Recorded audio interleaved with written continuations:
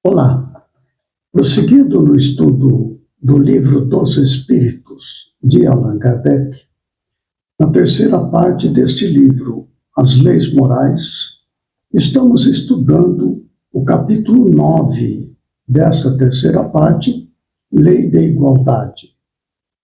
O tema para este vídeo, Igualdade perante o túmulo. Allan Kardec formula duas perguntas, mais uma subpergunta, e depois faz um comentário a respeito deste tema, igualdade perante o túmulo. Questão 823. Donde nasce o desejo que o homem sente de perpetuar sua memória por meio de monumentos fúnebres? Resposta: último ato de orgulho. Interessante a pergunta, porque a própria pergunta já dá a conotação do problema. De onde nasce o desejo que o homem sente de perpetuar sua memória, a memória daquela encarnação? Do ponto de vista espírita, uma encarnação é uma experiência passageira, de modo que o que sobra de uma encarnação não é a memória da personalidade, aquilo que a pessoa se apresenta perante o público. Isso é secundário. Do ponto de vista espiritual, é apenas mais uma experiência. Agora, querer perpetuar sua memória numa dada encarnação é apego. E a resposta é muito simples: último ato de orgulho. De fato, isso nasce por causa da vaidade, da ignorância, da circunstância, dos costumes da sociedade numa determinada época. Na época de Allan Kardec, 1857, quando esse livro foi publicado, este empenho em erigir monumentos fúnebres para destacar aquela personalidade perante o público encarnado era muito comum. Hoje em dia, naturalmente, isso está lentamente deixando de acontecer. Hoje, os restos mortais, o corpo do falecido é sepultado em parques gramados, onde ali consta apenas uma plaquinha, sem grandes monumentos. Além do que ainda há hoje esta questão da incineração do corpo, deixando apenas as cinzas. Mas, enfim, são costumes que acabam passando com o tempo. Questão 823A. Mas a suntuosidade dos monumentos fúnebres não é antes devida, as mais das vezes, aos parentes do defunto que lhe querem honrar a memória do que ao próprio defunto? Resposta: orgulho dos parentes desejosos de se glorificarem a si mesmos. A gente vê a mesma questão. É o orgulho, muitas vezes, daquele que, prevendo o seu falecimento, encomenda um monumento fúnebre antes da sua morte, ou, depois da sua morte, os parentes erigem um grande monumento para destacar o nome de família, para exaltação dos parentes. Prosseguindo, assim, nem sempre é pelo morto que se fazem essas demonstrações. Elas são feitas por amor próprio e para o mundo, bem como por ostentação de riqueza. Supões, porventura, que a lembrança de um ser querido dure menos no coração do pobre, que não lhe pode colocar sobre o túmulo senão uma singela flor? Supões que o mármore salva do esquecimento aquele que na terra foi inútil? É interessante como os espíritos respondem a essa questão de maneira contundente. Não deixa margem a considerações de tolerância para com os desvios do egoísmo humano.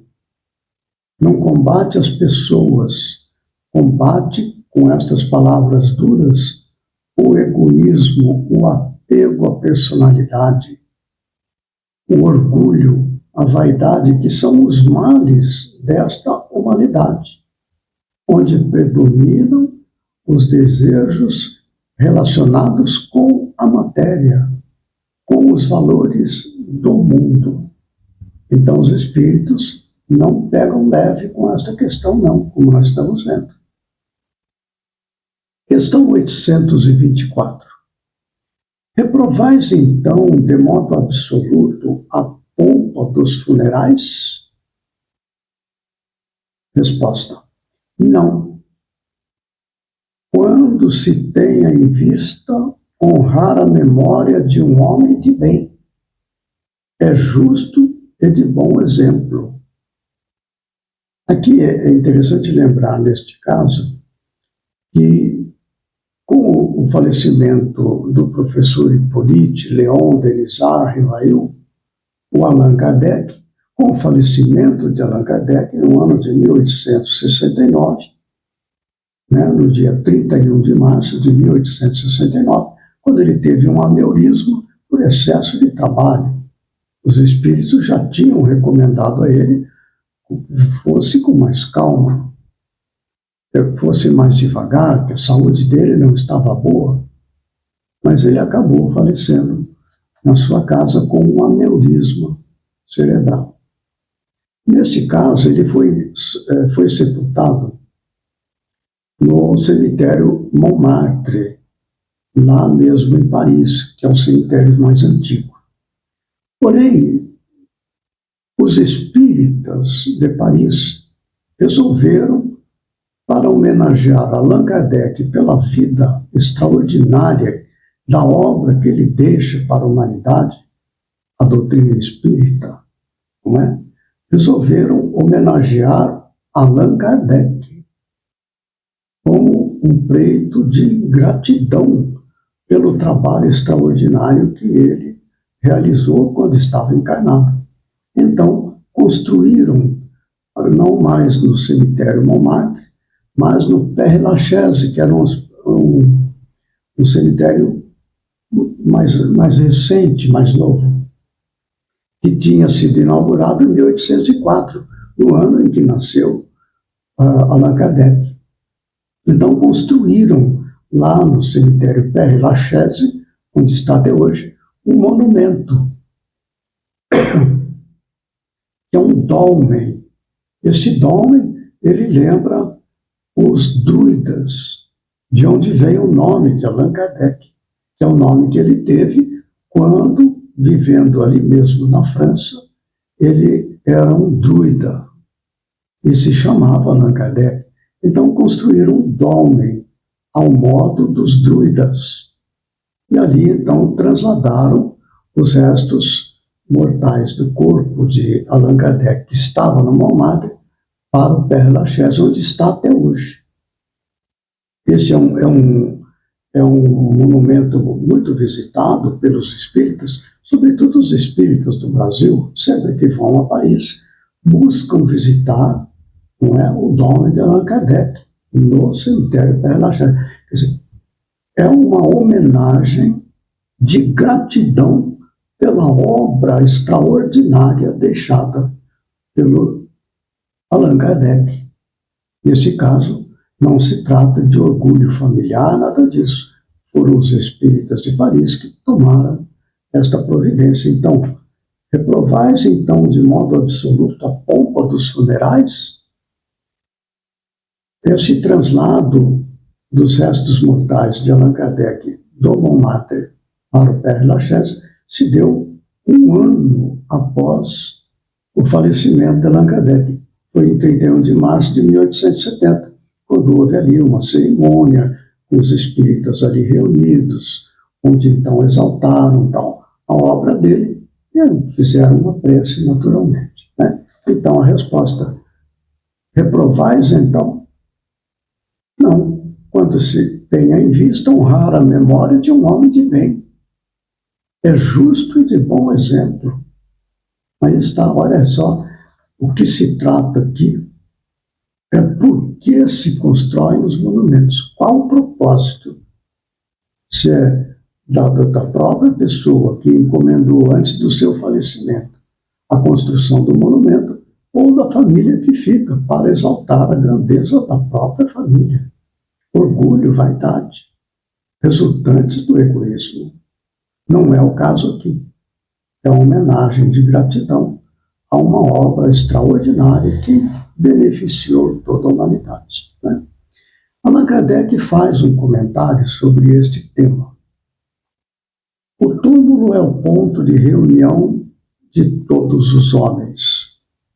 Aí terminam, inelutavelmente, todas as distinções humanas. Em vão tenta o rico perpetuar na sua memória, mandando erigir faustosos monumentos. O tempo os destruirá, como lhe consumirá o corpo. Assim o quer a natureza. Menos perecível do que o seu túmulo será a lembrança de suas ações, boas e más. A pompa dos funerais não o limpará das suas torpezas, nem o fará subir um degrau que seja na hierarquia espiritual. É sempre o mesmo conceito envolvido nas respostas dadas pelos espíritos às questões apresentadas, naturalmente pelos comentários de Kardec também.